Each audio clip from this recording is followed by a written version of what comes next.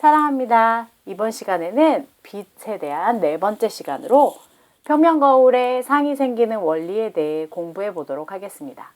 교과서 204쪽 노트, 필기도구 준비되셨죠? 시작하겠습니다.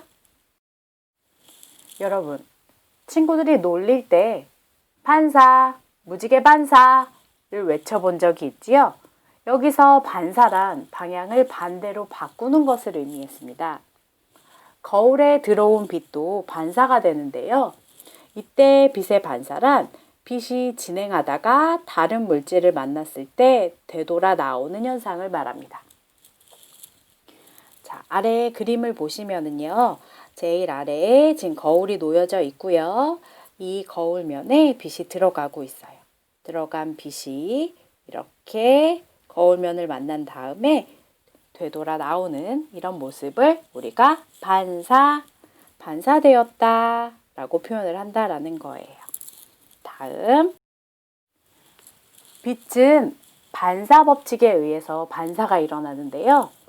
이렇게 들어오는 빛을 한문으로는 입사광선이라고 부르고요. 자, 이렇게 반사돼서 나가는 빛을 우리가 이렇게 반사광선이라고 부르게 돼요. 그리고 거울면에 수직으로 놓인 이렇게 수직으로 놓인 가상의 선을 법선이라고 하고요. 이때 법선과 입사광선 사이에 이 각을 우리가 입사각이라고 하고 법선과 반사광선 사이의 이 각을 우리가 반사각이라고 합니다. 빛이 반사가 될 때 이 입사각과 반사각은 항상 같은 크기를 갖게 되고요. 이것을 우리가 반사의 법칙이라고 부르게 됩니다. 자, 사진에서 이 부분에 입사각을 만약 45도다 라고 여러분들 놓은다면 반사각도 몇 도가 돼야 된다고요? 네, 항상 서로 그 각의 크기가 같아야 되니까 반사각도 45도로 같아야 합니다. 만약 입사각이요. 이렇게 만약 입사각이 이렇게 더 커졌어요. 입사각이 60도가 됐다라고 한번 해봅시다. 그럼 반사각도 같은 크기만큼 더 커져서 반사각도 60도가 돼야 된다라는 얘기예요. 이렇게 반사 법칙이란 입사각과 반사각이 항상 서로 같은 게 반사의 법칙입니다. 더 자세한 건 고등학교 진학한 후에 배우실 수 있습니다. 다음, 앞에서 간단하게 배운 빛의 반사 법칙을 볼록 거울과 오목 거울에 적용해 보도록 하겠습니다. 나란한 빛을 볼록 거울에 여러분들 비춰 보았을 때 볼록 거울 면에서 빛은 반사돼서요. 넓게 이런 식으로 반사돼서 퍼져나가는 것을 볼 수가 있습니다. 자, 이번에는요. 오목 거울이에요. 나란한 빛을 오목 거울에 비쳤을 때 오목 거울 면에서 빛은 반사된 이후에 여러분들 이렇게 반사된 이후에 한 점에서 모이는 것을 볼 수가 있습니다. 아래 그림을 한번 볼게요. 아래 그림을 보시면 거울면에 이렇게 거울면에 나란하게 들어온 빛이요. 거울에서 반사될 때 여기 거울에서 반사될 때 이 면에서 법선 놓여 있고요. 입사각과 반사각이 똑같은 상태로 반사 법칙에 따라 빛이 이동하는 것을 볼 수가 있고요. 그래서 이렇게 이동을 하게 되면 나란하게 들어온 빛이 이렇게 퍼져나가게 되는 것을 알 수 있고요. 오목 거울에서 오목 거울 면에서는요. 나란하게 들어온 빛이 이 표면에서 반사돼서 입사각과 반사각이 같은 상태로 반사가 되게 되면 빛이 한 점에서 모이게 된다는 것을 알 수가 있습니다. 결국 볼록 거울과 오목 거울에서도 빛의 반사 법칙이 적용된다는 것을 알 수가 있게 되겠죠. 다음.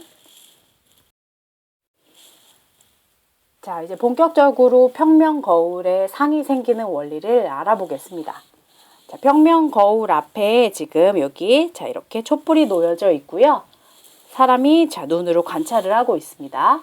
실제로 평면 거울 앞에 놓인 촛불의 한 점에서 나온 빛들이 빛들이 쭉 나와서 평면 거울에서 반사된 다음에 거울을 보고 있는 사람의 눈으로 들어가게 되는 거 볼 수가 있죠.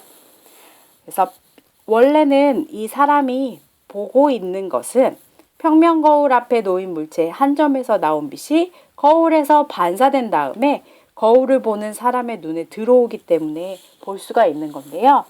자, 안타깝게도 우리 눈은 이렇게 반사되는 과정까지 정확하게 판단해서 알아낼 수가 없어요. 그래서 우리 눈은 어떻게 판단을 하냐면요. 사람의 눈은 자, 촛불에서 나온 빛이 자, 반사돼서 사람의 눈으로 들어오잖아요. 이 들어온 이 반사된 빛이요. 자, 뒤쪽으로 이 반사광선의 연장선이 뒤로 쭉 가서 한 점에서 모이게 되거든요.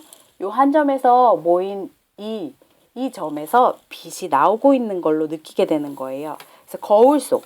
자, 다시 사람은 반사광선의 연장선이 만난 점에서 자, 사람의 눈으로 들어온 반사광선이 자, 이 두 개가 있죠. 근데 이 두 개를 뒤로 쭉 연장해서 한 점에서 만나게 돼요. 그 점에서 빛이 나오는 것으로 느끼게 되고요. 그곳에 생긴 물체의 상을 즉 거울 속 안에 있는 이 물체의 상을 우리가 볼 수 있게 된다라는 거예요. 우리의 눈이 정확하지 않다라는 거가 빛이 이렇게 첫 번째 그림에서처럼 자 이렇게 빛이 나와서 거울에 반사된 다음에 우리 눈으로 들어오는 건데 인간은 이 반사 과정까지 이 눈이 정확하게 이 과정까지는 알지 못해. 이것까지 알면 눈이 너무 피로하겠죠. 그래서 이 뒤에 자기가 이렇게 반사된 빛을 뒤쪽으로 쭉 연장시켜서 요 점에 물체가 있는 것처럼 우리 인간이 느끼게 된다라는 거예요. 그래서 그것을 자 이렇게 거울 안에서 우리가 보게 된다. 우리 눈은 거울 속에 있는 물체를 이런 과정을 통해서 보게 된다라고 하는 거예요. 자, 다음. 자, 이번에는 광원이 아닌 물체로 다시 한번 설명을 해볼게요. 아까는 촛불이었기 때문에 촛불 자체가 광원이죠. 그래서 그 촛불의 빛을 이용해서 설명을 했다면 자, 연필은 광원에서 자, 어딘가 광원이 있을 거예요. 자, 여기 빛을 주는 광원이 있겠죠.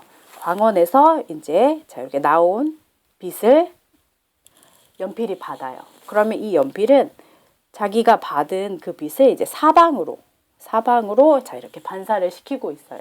근데 반사시키는 광선 중에 자, 요 광선은 자, 거울로 쭉 들어갈 수가 있네요. 그래서 거울로 들어가서 평면 거울에서 반사돼서 자, 우리 눈으로 이렇게 들어가게 되는 거예요.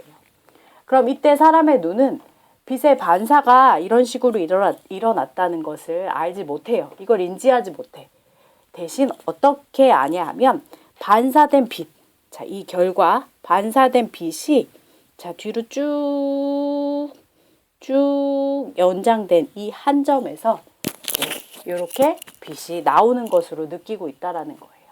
그래서 평면 거울 속에 있는 연필을 우리가 볼 수가 있게 된다라는 거죠. 실제 물체는 여기 있는데요. 인간은 거울 속에 있는 상을 볼 수가 있게 된다라는 거죠.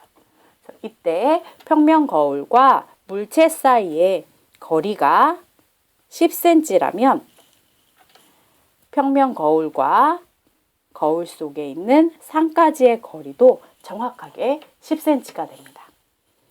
그래서 서로 떨어져 있는 거리가 같다라는 거예요. 그럼 물체를 쌤이 만약에 끌어다가 한 5cm 정도 평면 거울에서 5cm 정도 되는 위치에 놔요. 그러면 상은 어디에 생길까요? 그렇지. 5cm라고 대답한 친구들 아주 잘했어요. 자, 여기 5cm. 정확하게 대칭인 그 위치에 상이 만들어지게 된다는 거. 자, 요거 잊지 마시고요. 자, 다음. 지금까지 배운 내용을 자, 스스로 확인하기 문제를 풀면서 정리해 보도록 하겠습니다. 205쪽에 있는 스스로 확인하기 문제를 교과서에 풀어보시면 돼요. 자, 1번부터 볼게요. 평면 거울과 물체 사이의 거리가 5cm래요. 자, 여기 물체가 예를 들어 뭐가 있어요. 자, 물체가 이렇게 있어. 5cm래요. 그럼 이 거울과 상까지 자, 거리는 얼마가 될까요? 라는 질문이에요. 그래서 자, 평면 거울에서는 물체와 그 다음에 상까지의 거리가 서로 대칭이 돼야 되죠. 그래서 정답은 똑같은 거리인 5cm 라고 써주시면 되고요. 2번. 물체의 한 점에서 나온 빛이 평면 거울에 반사된 후 눈으로 들어올 때 반사광선의 연장선이 만나는 곳에 이 물체의 뭐가 생겼죠? 이미지. 영어로는 이미지라고 했고요. 우리가 이것을 상이라고 불렀죠. 그래서 상이 생깁니다. 3번. 모는 종이 위에 평면 거울을 자, 이 지금 파란 부분이 이 파란 부분이 평면 거울이에요. 평면 거울을 수직으로 세우고 글자, 고물, 그림과 같이 썼다. 거울에 비친 상은 어떤 모양인지 써보자. 서로 대칭이 돼야 된다라고 했었죠. 그러면 자, 따라서 그림을 그리면 여러분들이 자, 요렇게 쓰면 되겠네요. 평면 거울을 기준으로 반을 딱 접었을 때 정확하게 여러분들 똑같은 모양이 나와야 돼요. 그래서 데칼코마니, 여러분들 그림 그릴 때 사용했던 데칼코마니처럼 두 개가 딱 찍었을 때 똑같은 모양이 되면 정답입니다. 지금까지 빛의 반사와 평면 거울의 상이 생기는 원리에 대해 배웠습니다. 다음 시간에는 렌즈로 보는 세상에 대해 공부하도록 하겠습니다. 이상 끝!